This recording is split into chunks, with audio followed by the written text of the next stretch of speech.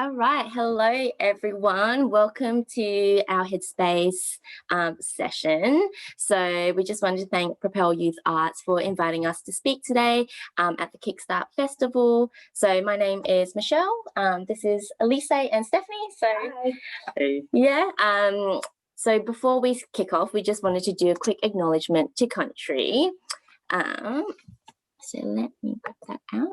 So we just wanted to acknowledge that we are meeting on Noongar Boodja land, and we wanted to pay respects to elders past, present and emerging. I'm having some technical difficulties. There we go. Cool. So just some housekeeping before we get started, I guess. This is going to be live streamed and captioned, sorry. So questions are going to be answered throughout the workshop. If you've got any questions you'd like to add, chuck it into the chat and we'll respond when we can. You can engage with other participants just via chat if you've got anything you'd like to say or anything you'd like to say, I guess, throughout our conversations. And just to make sure if you are participating, be patient, be positive, be kind. We're just here sharing our experiences with, I guess, mental health and I guess our experiences with our culture and how that's, I guess, had a combination with one another. So yeah. And also, we aren't professionals, so if you are struggling, please go and seek some professional help. Yeah. So we are not clinicians, not at all, but we will link you to services that you can get support. So eHeadspace is a really great one, Lifeline as well, and we'll put that into the link at the end of the session if you do feel like you need some extra support. Have I missed anything? No, that's pretty much it. So we are about to start. Yeah, cool. Awesome. All right, let's get started. I guess maybe just to kick things off, I mean, this is mental health in your culture. So what does culture mean to you guys? Well, for me, culture means my family. When you ask me about culture, I literally just think about my family, or my friends, or my identity, my community, my belief, and my values. And that's what I believe the culture is. Everything that I believe in, although I was brought up. So you also mentioned a really cool thing about, like, you know, family isn't just your blood relatives, it's also like your community and your friends and things like that as well, and that's part of your culture. It's I really think when you ask me about my family, like, my family could be anyone. Like, it's not just my mom or my sisters or my siblings or my family relatives. Or it could be anyone that I trust, anyone that I look at and be like, you know what, you're my family. Because like I can rely on you. I can rely on you. So, What about for you, Seth? I suppose that it's not like, it's similar to what Elise said, but it's also like traditions passed on from generations, and it's also based on like where my parents come from, because like I may have been born here, but my parents may have been born in a different country, and that's what they are, but that's also part of me. So I have to keep to their religion, their traditions, but I also, when it comes to meeting other people, I don't call them like my friend or anything. I'm always based on how, like, they're elderly. I always respect them. They're always going to be called auntie or uncle. So having those values as well, that kind of instills from your parents onto yourself. And just kind of carrying that on and passing it on. I think for me it's also understanding that, like, culture is something that's instilled within us from our parents and the people around us, but it's also like you put your own spin to it as well. Because we maybe grew up from a different space from what our parents have, and like a different, like, you know, in terms of like technology and phones, like it's a whole nother culture, I would say. Like our parents have like maybe limited understanding or a different experience to when we were in school. So, you know, having that kind of forms our culture and our identity as well.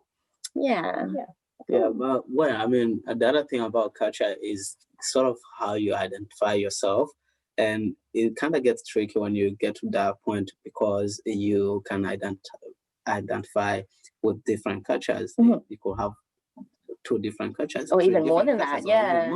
So it's always about how you identify yourself, and it could be very, like, in a various ways. Like, you know, it doesn't have to be one specific. Yeah, you don't have to label it. You know, you don't have to like label anything. So that's the culture for you. Yeah, that's it. It's not like just because you're this one culture, you're not another. It's literally like it's a bit of a flowy line. You kind of merge between the two or the three or, you know, the multiple identities I'm and British cultures. Filipino, and they're both completely different cultures. Yeah. But for me, I see myself as both, and I try and combine both of that into myself. That's me. That's who I want to be. I don't want to be a single, like a label to one specific culture. I want to be who I want to be. Yeah, that's it. Yeah. Well, I guess because we are on the topic of mental health and culture, do you think maybe culture plays on a little bit, I guess, on our mental health and well-being, or is there like a correlation between the two for you guys? It definitely does play an impact on mental health. Yeah. In some cultures, mental health is not seen as like a big deal, but in reality, the thing is that it actually is. It can be, especially for somebody who's going through it. And then if you have to communicate to somebody in that culture, you don't know how, because it's like, no, they have a different understanding, right? It's like, yeah, it's just a passing thing. I'm like, well, no, it may not be a passing thing. Like, this is something that needs to be addressed. Yeah. Well, that's actually, like, from what Steph said, it's very true. For me, like, you know, when I grow up, my parents, they didn't know anything about mental health. And I could tell you the same thing. I only found out that mental health issues exist when I go in Australia, because they actually address it. They know it exists. They know something that's out there and something that is to be looked after, you know. Yeah.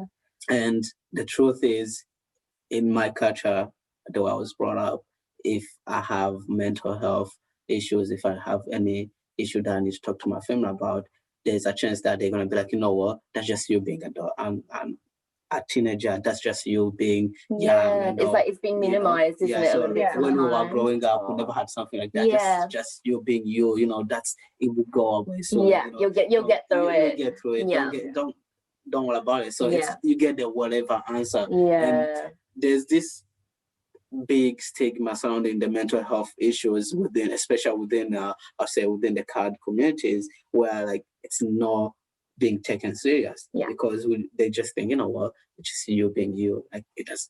What are you talking about? We never had that when we were growing up. We never had something like that. What are you talking about? We don't even know what it is. So that kind of makes you feel like, you know, it kind of builds a huge barrier in front of you. It builds this wall where, like, even when you know you're suffering, you can't not go to your family. You feel like you can't talk about it. You can't talk about it because you are scared that you're gonna get this answer that's not gonna help you at all. You know, because they're gonna feel like, you know what, it's just you being. And sometimes I think it's also the fear you put on yourself. Like, you're like, I'm going through this really tough time. And previously, when I brought up a tough time to my parents, or my mum or my dad specifically, they were kind of dismissive about it.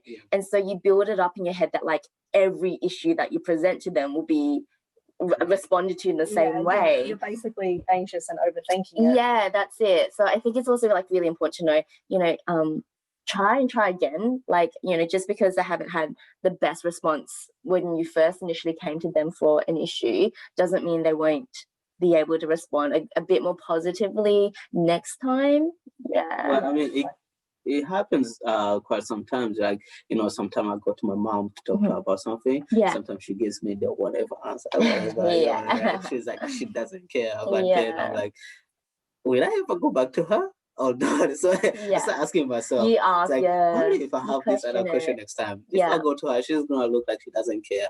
But she's a parent. Sometimes they're busy. Sometimes you just call them at the wrong time. Yeah, you know, that's it. They're not in the mood. They're probably stressed out themselves about something, and then you putting so much stress on them, talking to them about something they probably don't even understand, something that they don't know how to talk to about. It kind of also put them in a really hard situation where they end up telling whatever. And then, maybe they just don't have the right response. So whatever is like, maybe come back to me when I've thought about the response. It's very hard for our parents to tell, you know what, I don't have this answer for you now, come back later. But, you know, just because they're your family, somehow you always manage to find out exactly what they meant. You know, sometimes, you know, they were busy, they were probably angry about something. And maybe it's also good to take a second chance, you know, go to them when they come, you know, when they're sitting down. You know. And have patience with them as well. It always happens. It happens sometimes. So take your time, you know. Yeah. Don't rush it just because they said no the first time, or just because they didn't give you the specific answer that you was looking for. Yeah. Don't just be like, you know what, that's it. That's it. Yeah. That's Maybe it. take a second chance. Yeah, for sure. How about for you, Steph? Like, is I guess mental health, or like when you're going through a tough time, is family something that, or somewhere that you go to for some support? I'm usually a very private person. I don't like to talk about certain things. Yeah. There was a time when my mental health actually first came to light in my family, and my parents usually found it as it's just a passing thing, and that could be based on like the culture that they grew up at, because they've never really dealt with this sort of thing before. And I love them but after a while they did like try to ask if they could come to my sessions with me, and I'm like, okay, sure. So this over time they started to kind of open up and understand that this is like a big issue for you and not just a passing thing. They had always suspected that I may have been suffering since I was like a child. And at the time I obviously didn't know. I just thought this was normal for me. I'm just growing up and just going through puberty. But turns out it actually was just like I'm actually really struggling. And you needed that additional support. And it was great that they actually wanted to make an effort and try and understand where I'm coming from. We don't always see eye to eye, and that's okay. But I do admit that things at the start they weren't always easy, but it has gotten better over time. Like that's good. Especially because they're from the generation before me, so they're used to things their way. Whereas I'm in the generation where we are always adapting, we're growing. I don't know what the proper word is, like there's some kind of like Gen Z sort of thing. Like my generation, we grew up playing outside. Technology was just starting. So now technology's around us, so it's harder. There's a lot more social pressures. There's a lot more social comparison that's happening. A lot more dangers, especially with online stuff. Like there's bullying, there's catfishing, and you don't know what's out there. Yeah, for sure. And it's good that we're like able to guess open and have a conversation with our parents, but also acknowledging that sometimes there is going to be conflict within like our family households. What would you guys say is kind of like a good strategy for, I guess, bringing or addressing a conflict within family? I normally if I have to talk to one of them, my dad's usually the easiest to talk to. Like find the one that's like easiest to talk to, and then get dad to talk to mum. I mean, that's how I probably you play it. I'll probably do the same thing. But if depending on who it is, I usually just go up to them and be like, hey, can we talk? I try to like just be as honest as I can, and like finding the right time for that conversation as well, like not when they're like crazy busy trying to get things I know done. with one specific parent that she like they don't come home until really late. And I know that when that happens, that's usually because she's going to be exhausted. So I'm always doing the housework. I'm always cooking, cleaning.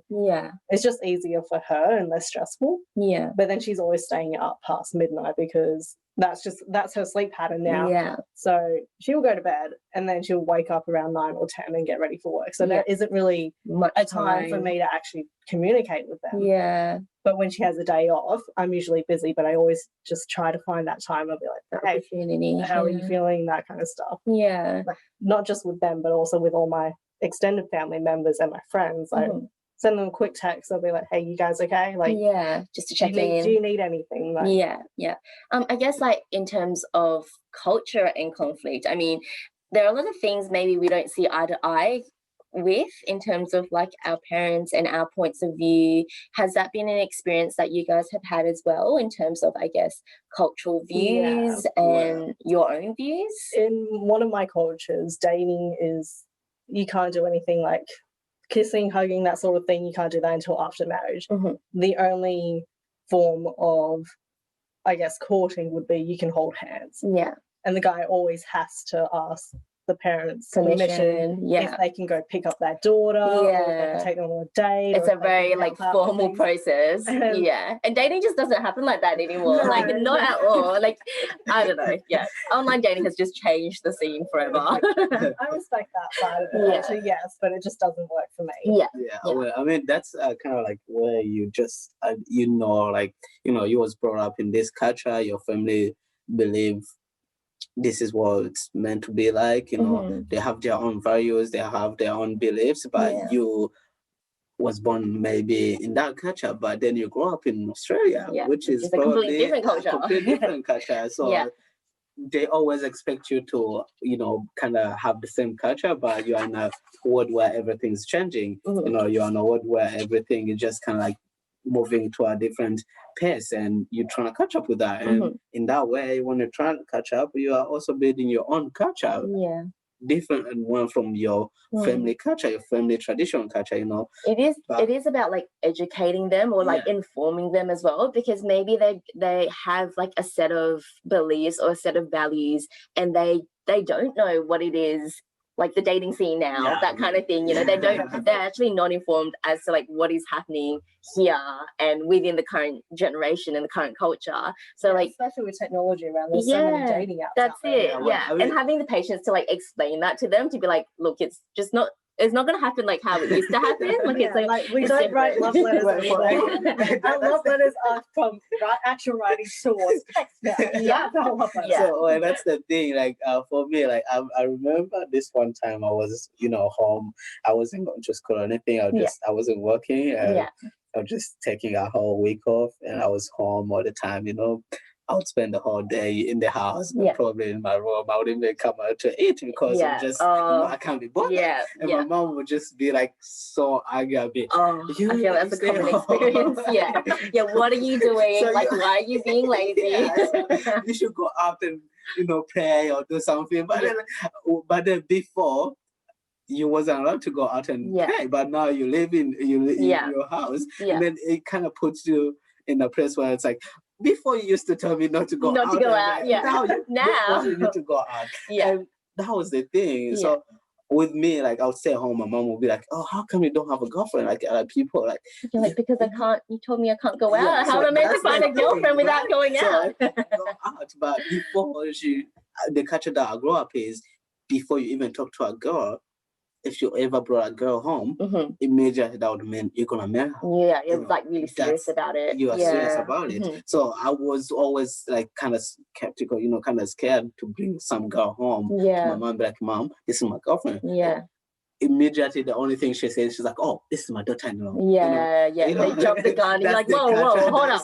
That's the culture. And asking me to bring a girlfriend home, I'm like, in my mind, I'm like, so you mean your daughter-in-law? Because obviously that's what you're gonna think as soon as I bring a girlfriend home. And I don't want to be dating someone and have to hide them, have to know, let them know, meet my family, because then the moment that I bring them to meet my family, you're gonna put her under pressure. And guess what's gonna happen? There's a lot of strain.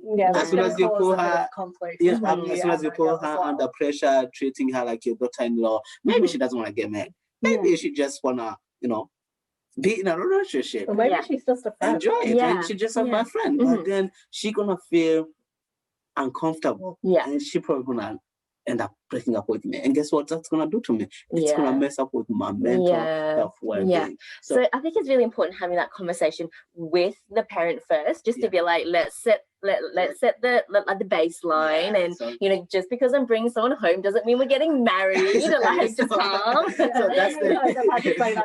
So you always find yourself in that situation every time you're trying to bring a friend home. Every time you're trying to, like, you know, meet up someone, you always have to explain to your parents that, okay, Mom, I need you to understand this. I'm bringing someone over today. It's not that we're dating. She's not my girlfriend or anything. It's a good friend, okay? So please understand. Don't jump the gun. Don't jump the gun. You know, it's always because their culture, they grow up knowing that they've only dated one person. They've only ever been in love with one person, and they never had hands before they met their parents. Okay, that was the thing, and they still have that belief. They still value that. That it should be like that today. Even with their children, it should be like that, because that's how that's what they see as true love. And if you do anything apart from that, they're like, that's wrong. It's like, that's wrong. Okay? Yeah. So they can't see it like as a very. I think it's just about having like continuous conversations. Like it can be really hard because like I guess when you're trying to stress your point and they're trying to stress their point, you end up in this like really heated discussion that kind of seems like an argument, but just keep hitting a brick wall. Yeah, that's it. So I think it's really important to kind of give that space to kind of go off and like self-reflect and like have a different approach to sharing what you're trying to get across and being patient. Definitely don't communicate when you're in anger or like when you're really sad. Like like and when you're like really heightened emotions, like if you're trying to get your point across, sometimes having like a really, really calm conversation can actually be a more effective than, there might be more arguments or discussions when your emotions are running high. Yeah, and also trying to ask questions about like to see their perspective, to like try and understand where they're coming from, because sometimes I feel like they think they're doing what's best for you, because I mean I think all parents do, they care about us and they want what's best for us, so they're not coming from a place of like harm or maliciousness. They just for them that's like that's the best for you in their mind. So like being able to have like I guess a counter comment about like what you think is best for yourself is really important. Well, I mean, you also got to understand something that, you know, it's always no agree to everything your parents say. Sometimes you will agree, sometimes you disagree. That's that's normal. You're never going to have the exact same views. It's not always going to be on some page. It's going to be different pages. You know, you're going to agree on one thing and then disagree on one thing. But also, when it comes to that, you need to understand that your parents always going to have the high expectations for you, and take it from someone who is going through the same thing. You know, when I was at school, I really got in trouble with my dad because I failed one subject out of like 15 subjects I was doing, and he didn't like it. He didn't like that I failed, and he wanted what's best for me, but that put me under so much pressure. Like showing up to school every day, I would see that image of my dad being disappointed in me that I failed one subject. Instead of him being happy for me that I passed 14 out of 15 subjects. That's it. And having like all these other things happening in your life as well. That kind of put me under so much pressure where I could go to school. I couldn't even hang out with my friend. After school, I usually would hang out with my friend, you know, maybe play soccer or anything, but that pull me away from them because I'll be like, you know what, I need to focus. I cannot let my dad down. Doing that, it puts me under so much pressure to the point where I was losing myself. I didn't know when to stop. And what I'm trying to say is your parents have high expectations for you, but if you ever get to a point where you feel like it's breaking you down instead of building you up, try and approach your parents in a very respectful manner.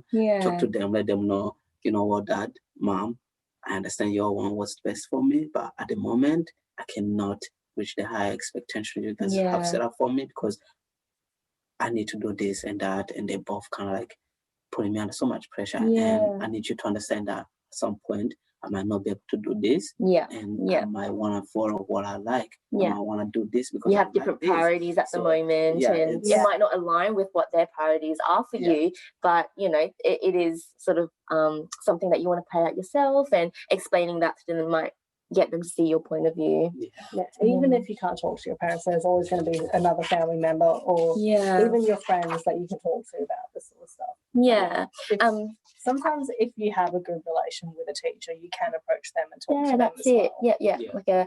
Like just a trusted person in your life is really important. I think we found that really great resource from Reach Out, which kind of gives some tips and tricks around, I guess, dealing with conflict within the family and dealing with culture. So we might share that in the chat as well, so you guys have access to that. I guess another support network I can see is like our friends as well. Do you guys usually go to your friends if you're going through a bit of a tough time, or I guess having challenges with like your culture and your mental well-being and maybe like understandings and different beliefs with your family? My friend group is very diverse. Like we all have a different background, a cultural background. It is interesting learning from them because I don't have the same experience as them or the same culture, so I'm always learning. But there are certain things that I can't talk to my friends about. And it's not because I don't trust them, it's because I trust them enough, but they just don't have that experience. They just won't fully understand. So it's easier to not burden them.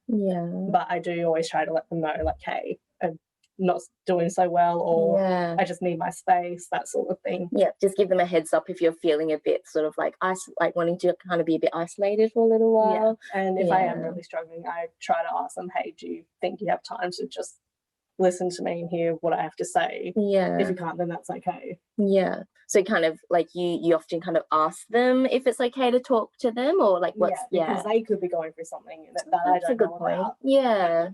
The amount of times I ask them, are you okay, or random phone calls to them, or like just texting them, hey, are you okay? Yeah. It's not always going to be enough. Yeah. But at least they know that I'm still there for them, even if I'm struggling. Yeah. Yeah. Usually, like also the other thing is, even if it's you who's going through something, if it's your friend, you might be able to pick up some changes in their behavior. And some changes in their mood or stuff like that. You might pick up there's like a little bit something off. Yeah, like they're not being themselves. They're like not being yeah, themselves. yeah. Yeah, you just get that vibe from them. Yeah. It's always better to approach your friend, ask them if they're okay, and you need to have this in mind that sometimes they will tell you that they're okay. Yeah. Not because they are okay or because they don't want to talk to you, but they'll tell you that they're okay because they need time and space. Yeah, they're not ready. Talk to you. Or they just don't want to burden you. They just don't want to burden you. And if that ever becomes a case, give them that space, give them that time,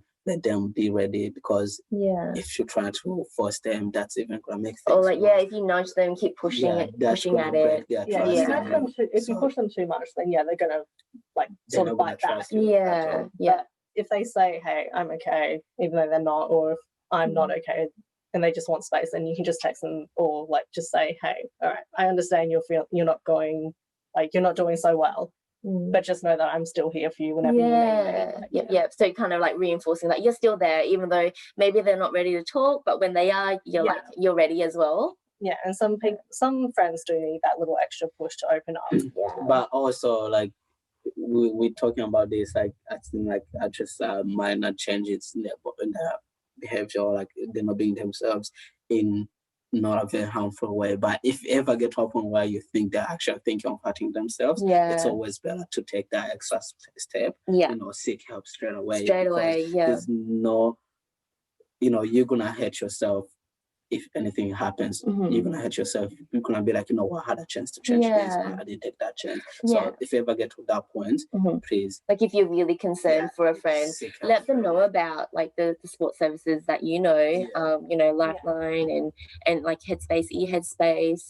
There are a lot of services out there that just you can pass on the information, send them a link, just so that they know that there are places there. I normally just send them a little paragraph. Little paragraph ends up being a big paragraph. Big essay. I'm just like, I'm sorry, guys. But basically it just says like, hey, if you guys are struggling and I can't, like, even though I'm there for you and I may not be the person you want to talk to, there are these options. And I will send them the links to like Headspace or Headspace in general, Beyond Blue, anything really. And it's like, please do not bottle this up. Just go and try and talk to somebody, even if it's not me. That's it. I think as a friend, you might not have, I guess, all the right answers, or you can't always relate or have the same experiences or have the right thing to say. But if you do know support services, let them know about it, and you can always just be a listening ear. Like sometimes when you're going through a tough time, you just want someone to like vent to, or someone to talk to about what's going on. Just to sit there and just listen. That's it. Not to like compare experiences or get advice.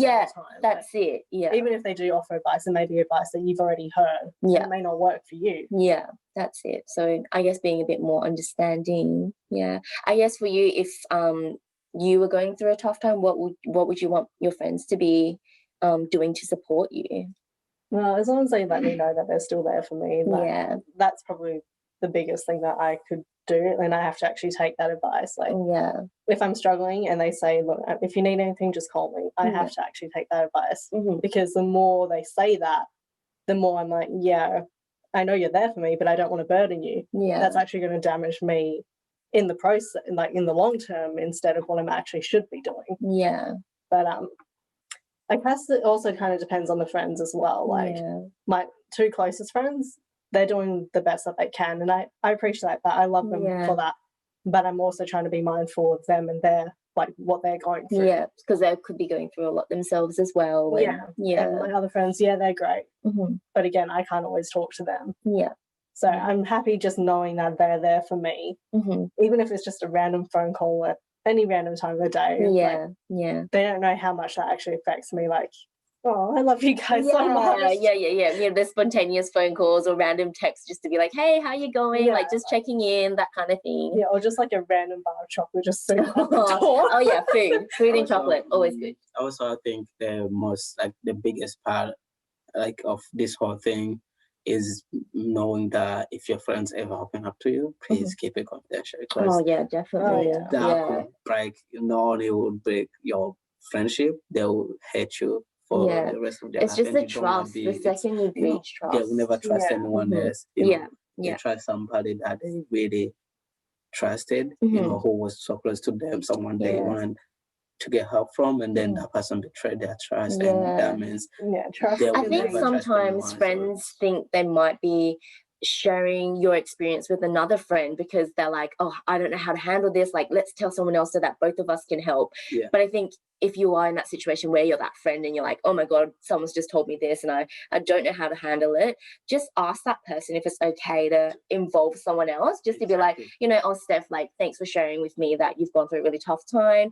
Do you mind if we also tell Elise what's going on, just so that he also knows and we can both support you and what's happening. So it's always better before you share it with someone else, ask them, let them know what's going on. If you take them by surprise, if they're walking somewhere and then another friend comes along and be like, oh my God, they've told me what was going on with you. Are you okay? Do you need help or anything like that? That's just going to make them feel worse about themselves. Yeah, they're just going to be like, wow, people are talking behind me. They will never open up to anyone else, not just you or anything. So it's always better to actually can be mindful that they might not want you to share with someone else, or they might want you to share with someone else, but you always gotta keep them in the loop and know what's going on if you're deciding to share with someone else. I've gone through all that kind of stuff as well, and like you can't avoid it. That's going to happen at some point, whether it be for your friend, a parent, or somebody that you know. But trust can be broken within seconds, and it can take forever to repair. Even if you don't repair it fully, you're still never going to fully trust that person. But at least if you sit down and like communicate with them and be like, hey, I didn't like how you told this person what's going on. I would have preferred to tell them myself. Which is something that I like to do, is like, if there's something I've gone through, I would prefer to tell, say, some random person that I've just met. Like, I would prefer to tell them in my own time, not them hear it from someone else. Because it is your own experience to share and not anyone else's kind of thing. Because they can't relate to it. Only you're the only person who's gone through it. Only you can tell them what's happened.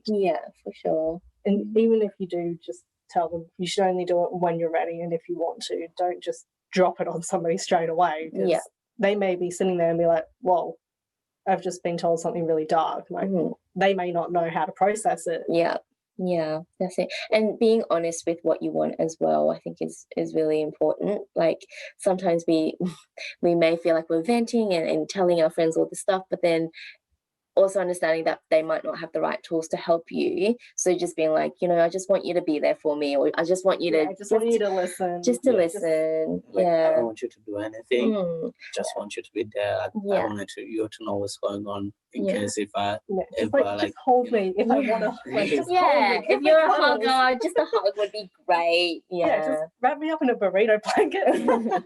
Feed me chocolates.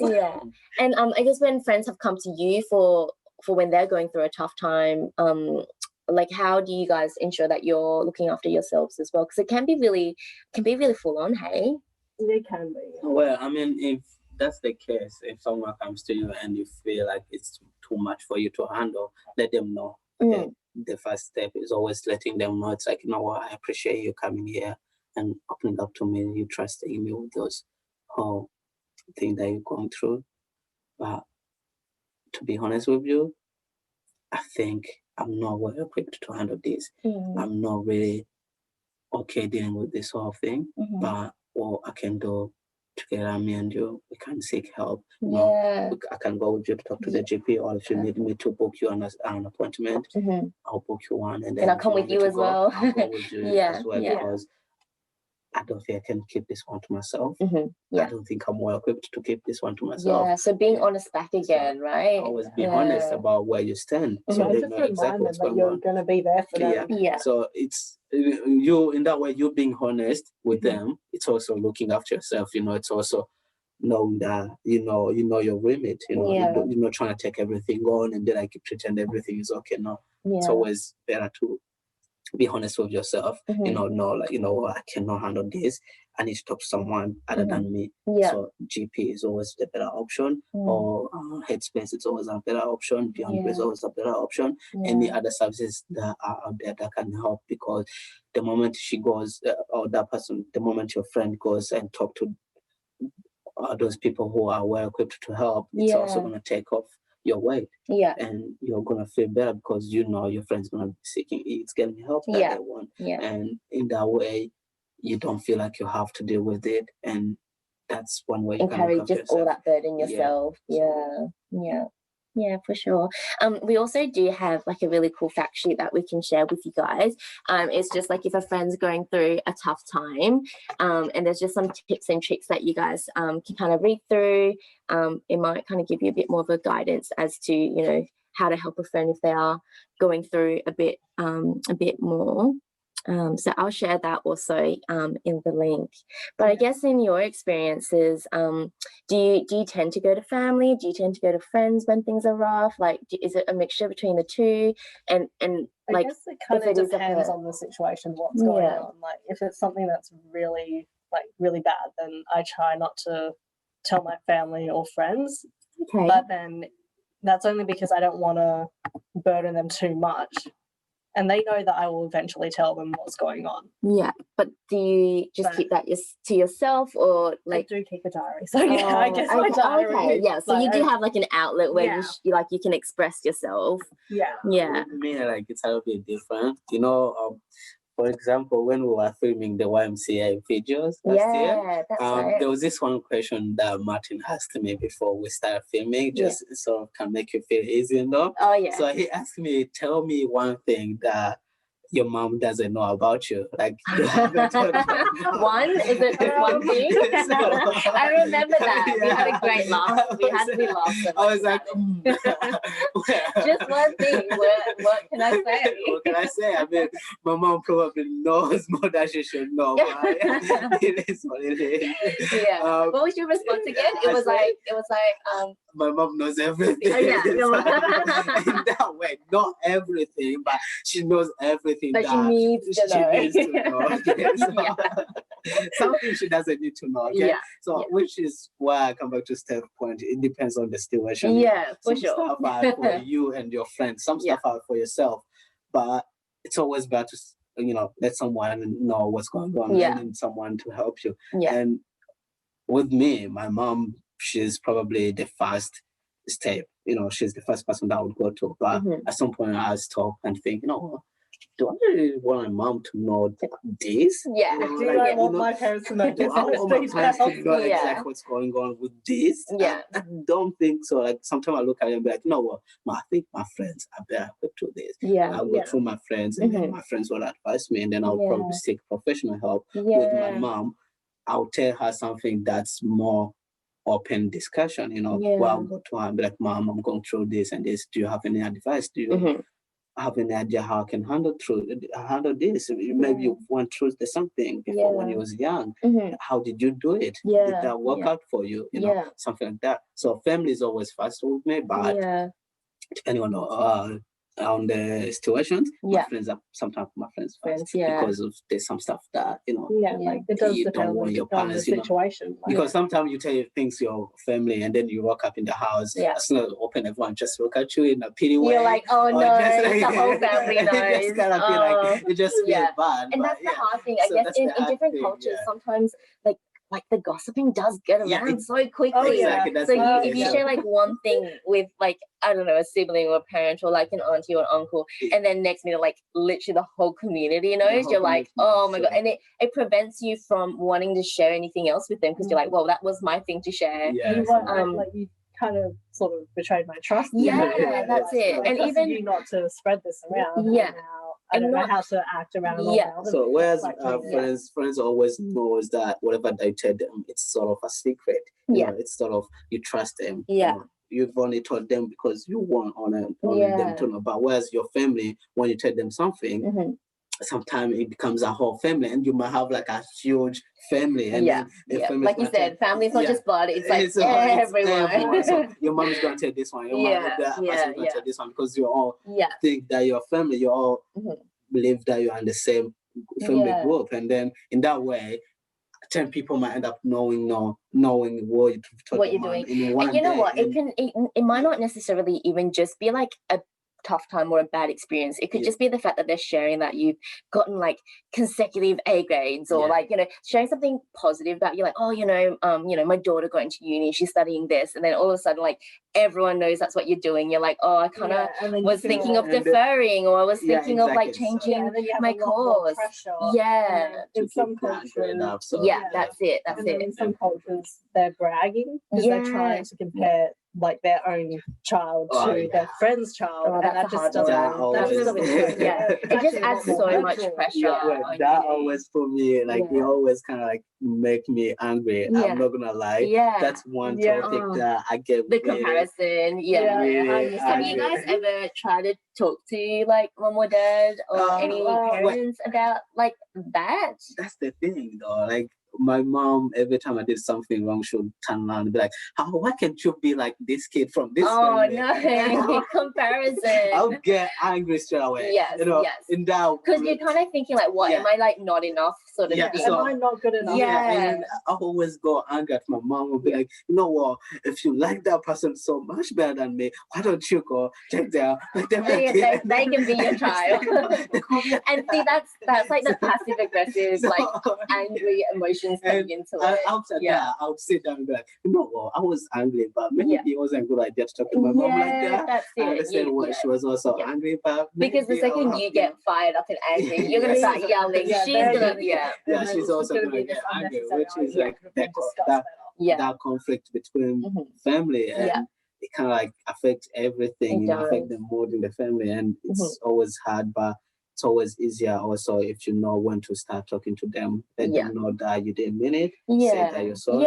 That's it. And apologize. I think when parents feel like they're losing, I guess, that respect, especially within cultures, it is a really big deal for them, and they do snap back. They're like, whoa, you're speaking back up. That's not okay. So even like just coming to them with a really like, I don't know, calm tone, like you mentioned, Steph, that be honest, be calm, and don't, just like talk, like don't communicate when your emotions are running high. That's it. And how about for yourself? I mean, I'm kind of the same as Elise here. Like my family have had that habit of comparing me to my friends and their friends' children. I've never actually really spoken to my mum about it. Dad sometimes, but it's a lot. I find it a lot more better for me if I communicate with my sister, because she goes through the same thing. That's true. Siblings are really good. Are you guys like oldest, youngest? Like, where are you guys in the family chain? Oldest. I'm the oldest. I'm the youngest. So you guys are that's the difference. When I was living with my dad, I was the last born on my dad's side. But with mom, you're the first born. Oh, you get the best of two worlds. So I was like, okay, so at mom, I have all this you can responsibility. Play it. I have to be a good person. I have to be a good child. There's a lot of pressure, family, because the oldest. Because my sisters are gonna look after me. Go to a point where I'll do something wrong. My mom will be like, imagine how your sister sees you. Okay, that's what they're gonna be doing. If I talk back to my mom, she'll be like, exactly the way you're talking to me, that's how your sister's gonna start talking to me now. So I had that pressure. You have to set that example. The role model in the family. Sometimes you have to teach your younger siblings how to cook and stuff. So that's just adding more pressure to you, because you have work, you have tape, you've got a lot of other stuff that you have to do. You can't just allocate a specific amount of time to your sibling to help grow them. I think the older siblings are the ones that have the conversations with parents, and and challenge those perspectives and values early on. So they kind of like pave the ways for the younger siblings to like, you know, so if those difficult discussions are happening, I guess like now, then the younger ones might not have to go through as much, you know, turmoil and hardship because it's being addressed. And so like including younger siblings in conversations if they're like a good age to have that conversation. Like my sister and I, we communicate a lot about a lot of things. Because we both understand where we're coming from, and we understand that our parents love us and they just want the best for us. But we both we have this agreement where we just don't like it how they're always comparing each other. As in like your siblings to one another. You're like, you know, this sister did this, why don't you do that? My sister may have achieved things before I have. But I'm also doing what I can do and what I want to do. That's it. And again, everyone has their own life and life experiences and own journey and own timeline. Like it's not there to be compared. And, like, I definitely found it was a lot of pressure for me during high school, especially because both my parents were working. So that meant that I had to take on the house cleaning and the cooking. So and then you had a lot more responsibility than maybe what your younger sister would have had. She doesn't have as much responsibility. She has responsibility in terms of work or her car and stuff like that. But in terms of like looking after the house, that fell onto me. And I somehow had to also teach my sister how to cook. She burnt 2-minute noodles. And broke the microwave cooking rice. So I'm like, sorry, sister, if you're listening, didn't mean to rat you out. She knows I rat her out. She doesn't want to. But I'm just like, I can't leave her in the kitchen now. You have to watch and monitor. I'm slowly trying to teach her that because you can't just live off of like restaurant food all the time. No, that's it. So like teaching those skills to her as well. Cooking is kind of like a basic need. You need to learn how to cook, like even just the smallest basic stuff, like toast or something. I had friends who came up to me and we had this conversation about like genders within the household as well. So like there's an older brother and then like a sister and then like the younger siblings, and like the older brother was never made to do any housework in the house, and it was all that responsibility fell onto like the female in the house. And like she like myself and her were really good friends, and she would often come to me and be like, this is so unfair, like, you know, my brother gets away with this, he can stay out late at night, I have a curfew, he doesn't, and just all that. Like she just felt like that was really unfair, and that I think that fell back on again like the cultural expectation within the family household, and it was really difficult for her to manage. So I did encourage her to try and have conversations with her parents, and over time it has gone a lot better. Obviously she's not living at home anymore, so that's even better for her. But it did take a little bit of time for her to kind of fight through that, I guess, that belief that, you know, females do that barrier. In the household. Like, females don't have to do it, men can do it as well. Exactly. And explaining that to parents can be challenging, for sure, really challenging. I'm telling you right now, if you are to walk up in let's say in my family house home, you know, and talk to my mom that, like, you know what, female and males are equal. She'd be like, are you crazy? Oh wow! That's it. Because they grow up like really, really segregated, and having really different gender roles. So that's the thing. Like, some of them still kind of expect the same thing to be happening. You know, men cannot cook. A boy cannot wash dishes when the sister is sitting there. So that was the thing about when I go in Australia. Like everything was same thing. You know, like whether you're a male or female, if you can do it, you can do it. And that was the thing in the house. You know. I never let my sisters wash the dishes because it's mine. I'm not gonna wash it. I'll wash my own dishes. I do mind me washing, getting up, cooking because my sister is tired. Maybe she doesn't want to do it because she's not feeling it. So everybody in the household has some kind of responsibility. Like, in my culture, I grew up, female were meant to be doing everything in the house. Men will go out, make money, bring stuff for the family. But a man will never pick up a broom. You know, that was woman's job. But in Australia, different culture, different values and beliefs. Everything's done equally. Like if you can do it, you can do it. And so it's like leading by example. So you're kind of like walking into the house and be like, I can clean up after myself. Like the responsibility doesn't have to go to my sibling. Like I'm happy to do that myself. So you know, I think like maybe having her brother speak up on her behalf would have been like a really good thing. Or even just for him to take that responsibility on to himself and like to start doing a little bit more around the house and things like that. Then again, it also kind of like comes to like the culture, like you know how you was brought up. You know, you grew up, your parents telling you, you know what, you're a boy, you're the diamond of the family. You know, you don't have to do this, you don't have to do that. It says this there, she's gonna do everything for you. So when you grow up, it don't matter because you're so used to you being like no doing anything in the house that's meant for the sister. It's not meant for the sister, but that's how the family pull it. You know, it's your sisters have to do this and this and this. You can say that you don't have to wash dishes, you don't have to cook, you don't have to do anything. So he grew up doing being like that. For him to actually like kind of overcome that and like reflect on that as well. Speaking for the sisters, it's gonna be hard because he grew up knowing that, you know what, I'm the boy, I don't have to do anything. So maybe even find that if there's a lot of pressure for you to do all these housework, and if you have a sibling, then definitely communicate to your parents, but also to your sibling about, that's it. I'm doing a lot. Can you help out with just like the house chores? And that's kind of what my sister and I have done, and I've even spoken to my dad about it, and it has definitely got a lot better. Like now, all of us will take turns like doing like just say the dishes or something. Like have a bit of a roster or a schedule for it. If there's dishes, somebody will definitely do it.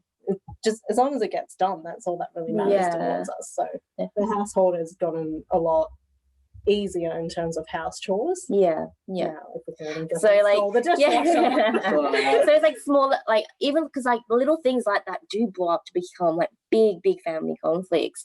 So I think just having those little conversations with your sibling, and it's so hard to be civil with them sometimes. Like I know I have like little patience for my siblings, and I'm like, you know what, my family should be the people I have the most patience for, but sometimes I'm like, oh my god, I'm so snappy.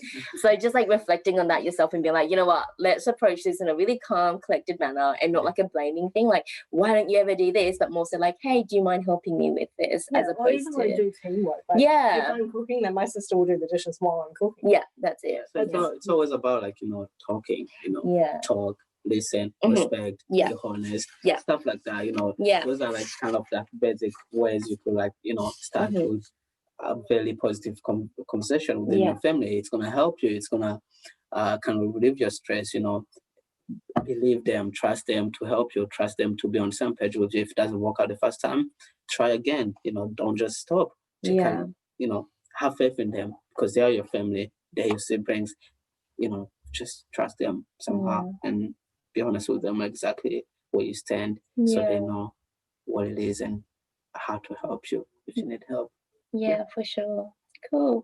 Well, I think we've got about a few minutes to go, so I might maybe just share some of the support services, like contact numbers and emails, into the chat, and I'll let you guys, I guess, kind of wrap up what you wanted to say. If you guys have any like messages or takeaways from today's session, just to kind of voice those now. Go for it. I'm just gonna be typing, so don't mind me. Well, one thing that I could say, you know, kind of like a advice or anything, you know, always have faith in your friends, have faith in your family. Sometimes things won't be as you expected, things won't be easy, but it's always good to, you know, believe in your family, believe in your friends, seek help, because the best thing you could do is asking for help, because if you don't ask for help and early nothing's gonna change. And leading on from that, like there will be difficult times ahead, yes, like even having a different culture to your friends or to like somebody like in school, like teachers and stuff like that, it can be difficult, but always try to remember to always be yourself no matter what, and don't bottle anything up. Like if you need, like, I understand that you don't want to tell people because you don't want to burden them, but if you communicate to somebody, it's going to get a lot easier for you. Definitely. I think I agree with both of you guys. I think talking about your experiences or maybe some things that you're struggling with or finding hard to navigate, there's always value in talking to someone about it, whether it is your friend where you can have a shared experience, or like even if it's to your family where you know it is going to be a challenging conversation, but you know the family would be a lot better because of it. And when you come to, I guess, a mutual understanding, or maybe even if you just agree to disagree, like it's better than bottling that up and keeping it to yourself. Communication is key. Yeah, for don't sure. We've said this a few times, but don't communicate when your emotions are running high.